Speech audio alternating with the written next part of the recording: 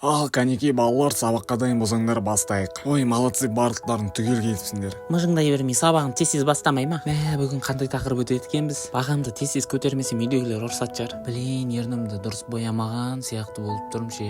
Саламатсыз ағай. Так, тақтада тұрған есептің жауабын кім шығарады? Ой, мынау деген оңай есеп қой, мен шығарсам бола ма ағай? Иә, келе ғой аға. 6-7 болады ағай, 6-7.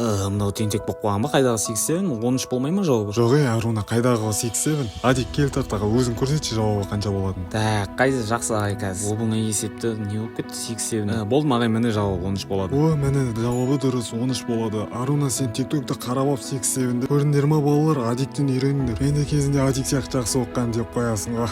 Фу, күлкісін қарашынан неше ха-ха дейма, ебей. Енді оқушылар, мен сендердің мазаларыңды алмай-ақ қояйын, емтиханға дайындала беріңдер. Айбай, что-то ішім ауырып кетті. Балалар оқи беріңдер, мен туалетке тез барып қайта салайын. Қыздар неғо сендерден сұрайын деген едім, жігітпен жүріп атсыңдар ма? Жоқ, сол ешкім танысқысы келмей ма, или тормыз ба бәрі бірдеңе болып кеткен ғой. Жоқ, қайдағы жігіт, мен деген сабағым дұрыстауым керек, ато үйдегілер ұрсат ше. Я, ол да бар, бірақ біздің класстағы бала ше, Адик деген. Сонымен бір танысып көрмедік та ғой. Родной, давай, ат, артыңда. Оның қандай екенін білмеймін, бірақ точно ақылды сияқты. Бағанағы есепті де бір өзі шығарып тастай салды ғой. Қыздар, давайте танысып көрейік та сол баламен. Может, нормально шығар шынымен. Білмеймін ше, ол қандай екен. Типа ақылды, бұл көрінгісі келеді сияқты. Онымен танысқанның өзінде қалай танысасың? Ол жағын уайымдамасай, менде деген опыт деген жетеді ғой. Сендер осы жерде күте тұрыңдар мені. Мынау шынымен танысуға кетіп қалды ма не? Привет, Адик, қалайсың? Қолың бос па? Ой, атысыңдар жігіттер дұрыстап, немене әлі мен ғана ойнап жатырмын ғой. Давай. Арттарынан келуі мүмкін, абайландар. Жоқ, ренжімеш, қолым бос емес, кейінірек келші сәл. Ана екеуі күшті сөйлесіп отқан сияқты ғой, что-то танысқан сияқты. Не болып қалды, тез келдің ғой.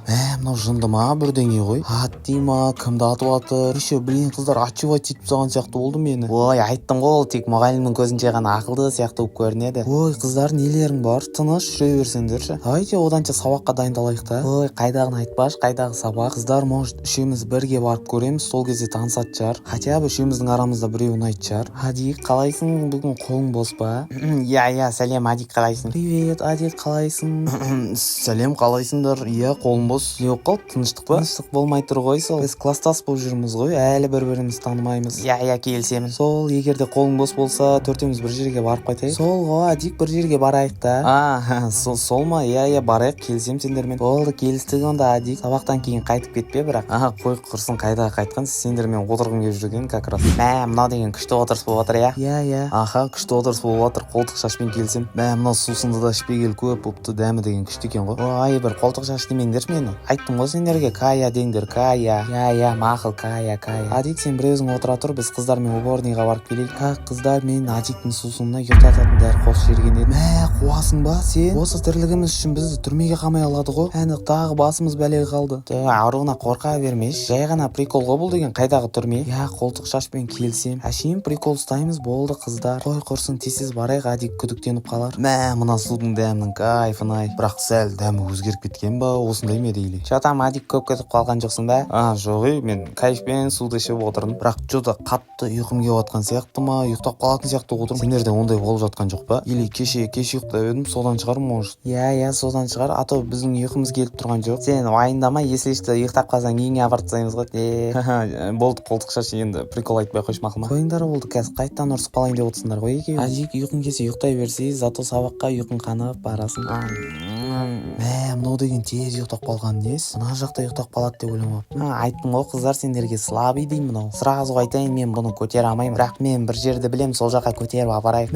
Қыздар, мен қорқып отырмын. Бізді түрмеге жауып тастамай ма екен? Аруна, қоймадың ғой сенде, қайдағы түрме? Так, давай, Аруна, кетіп қалайық екеуміз. Ұйықтатқан ана ғой, өзі көтеріп келсін. Көтібақтар кетіп қалған нес, көмектеспейсіңдер ма? Ойбай, белім-ай, мынау абауыр ғой. Қыздар, әлі қорқып отырмын ше. Әкем не дейді екен, мынаны біліп қойса?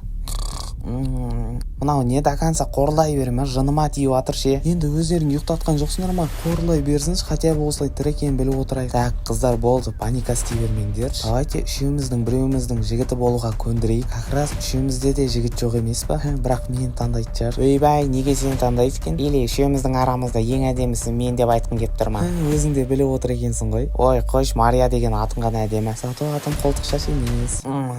Ұйықтап қалған ба немен? Қаяқтамын мен? Жаңа ғана кафеде отқан сияқты едім ғой. Қыздар қайда? Қыздар қаяққа кетіп қалған? Ой, наконец-то тұрдың ау. Сен қорлағыңнан бас ауырып кетті ғой уже. Қоя тұрш, қолтық шаш, дұрыстап сөйлесейік. Так, Адик, біз сені қамаған себебіміз үшеумізде жігіт жоқ. Сен үшеуміздің арамызда біреуді таңдап, соның жігіті болу керексің. Әйтпесе шығармаймыз.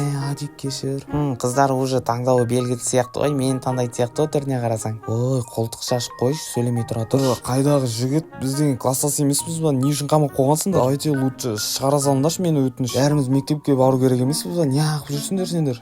Адик, біз серьезно айтып тұрмыз, саған ешкім прикол ұстап тұрған жоқ. Немене бәле, біздің мектептегі жігіттердің бәрі тормоз болып кеткен ба?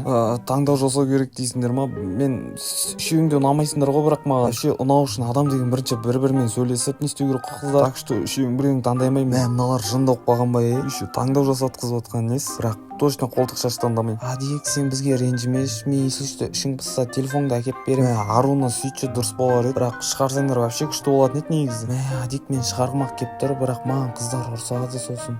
Хотя бы ішің пыспасын, телефоныңды берейін. Бірақ қыздарға мен телефонымды бергенімді айтып қойма, мақұл ма? Жақсы болды ғой, енді Free Fire ойнай аламын. Қайдағы Free Fire? Мен жынды болып қалған ба? Көмекке адам шақырмайын ба оданша? Ё-моё. Так, мұғалімге звондайын оданша. Ой, интернет ұстап тұр екен. Ертең балаларға қандай есеп берсем болады екен? Мынандай түн жарымда кім ол звондап отқан? Алло, бұл кім? Саламатсыз ба ағай, мен ғой Адик. Мен қазір сізге адрес жіберемін, тез келе аласыз ба, өтініш? Адик, не болып қалды, тыныштық па? Кейін түсіндіріп беремін ағай, тез келіңізші. Жарайды, адресің жібер онда. Так, не болып қалды екен, бұған тез барып қарайыншы. Ертең Адикке қиын тапсырма беремін деп отырмын, не болып қалды екен? Мынау жер сияқты ғой адресі. Немене бәле, здание анау, заброшка ма? Прикол ұстап отқан жоқ па маған? Қай жан-жағын қарап алайын, что-то ит жоқ па екен? Ит жоқ сияқты ғой, иә? Қой, құрсын, кіріп көрейінші. Қыздар ағай қаяқтан біліп қойған? Білмеймін мен. Қыздар енді үйдегілерге айтып беретін болды ғой. Не болды сендерге қорқып кеткеніңіз маған қорықпа деп. Адикті кім қамап қойған бұл жерге? Сендер төртеуің не білдіріп жүрсіңдер? Ағай, келдіңіз ба наконец-то? Шығарып алыңызшы мені мына жерден. Кәз, күте тұр, менің ең жақсы оқушымды кім ол қамап қойған? Давай шық. Ой, рахмет ағай, сіз келмей ма деп едім. Ағай, қыздар ғой, мен телефон бүкіл нәрсемді алып қамап қойған. Жанда оқып қойғансыңдар ма сендер? Осының бәрі 6-7-ның кесірі. Болды, ертең мектепке ата-аналарыңмен келетін болыңдар. Ағай, кешіріңізші, мен қатысым жоқ негізі. Жайнаның кесірі бәрі, Жайнаның. Өтірік айтады ағай, менің кесірім емес. Болды, сөйлемеңдер, ертең ата-аналармен келіп сөйлейсіңдер. Қызарма еще, мен емес дейді ғой мыналар. Неғо, Аруна, рахмет саған телефонды бергенің үшін. Оқас жоқ, Адик, мен бұларға айтқаным керек емес деп. Өздері ғой жігіт деп қоймаған. Сен негізі жақсы қыз сияқты едің ғой. Если что, ағайға айтып қоямын, сен ертең ата-анаңмен келмей ақ қойсын деп. Ағай, шын айтам, менің емес, мына Жайнаның кесірі. Бір жолға кешіріңізші ағай. Ағай, кешіріңізші, бір жолға ендігәрі қайталанбайды. Біз просто класстас болғанымыз үшін әшейін прикол ұстағанбыз ғой. Адик, сен де кешірші бізді. Мақұл, кешірем, бірақ маған ойынға донат салып бересіңдер, қолтық шаш екеуің. Мақұл, Адик, ойыныңдағы ең қымбат скинді алып береміз, кешірші. Болды, онда келістік, кездескенше ертең мектепте. Осылайша Адиктің басынан тағы да бір қызық оқиға өтті. Достар, егер видео ұнаса, арнаға тіркеліп лайк басуды ұмытпаңдар. Және комментарияға видео жайлы өз ойларыңды жазып кетіңдер достар.